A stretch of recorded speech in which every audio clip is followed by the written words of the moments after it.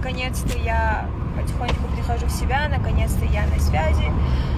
Сколько дней меня не было в Инстаграме, в сторисах. Хотела быть сама с собой. Сейчас я еду на встречу очень с важным человеком, важная встреча. И я это все хочу показать вам, рассказать вам у меня в телеграм-канале. Решила там все показать. Вот. Как только я приехала в Бишкек, у меня все уже началось. С того момента я хотела быть сама с собой одна. Вот. И спасибо тем, кто пишет, переживает, поддерживает. Всех люблю. Шли покушать.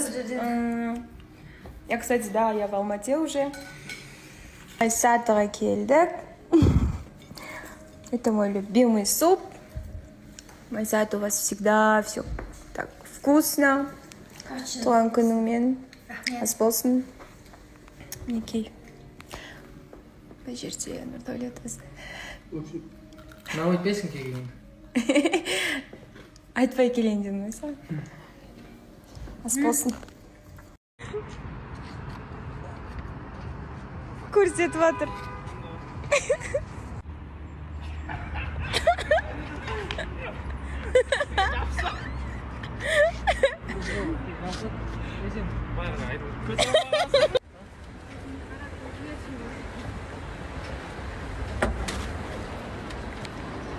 Көке телефонды давайте суретке түсеміз. Дегеніңіздің лайк жіберіңдерші телефон.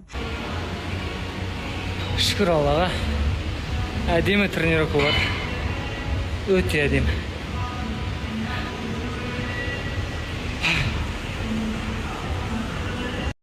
Ал достар, ренжімеңіздер, үшін бүгін белсенді болам деп белсенді бола алмай қалдым стористарға. Өйткені бағана далаға шықсам ысып тұр екен күн деген.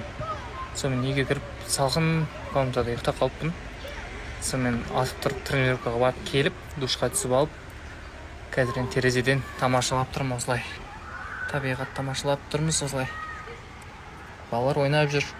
Үшін әдемі көрініс, ауа райы деген өте әдемі болып тұр. Нағыз қыдыратын ауа райы. Осындай көрініс, короче. Мен атөзекке жатам, мен гитарам, короче, осы өлең айтам. Осы менің комнатам.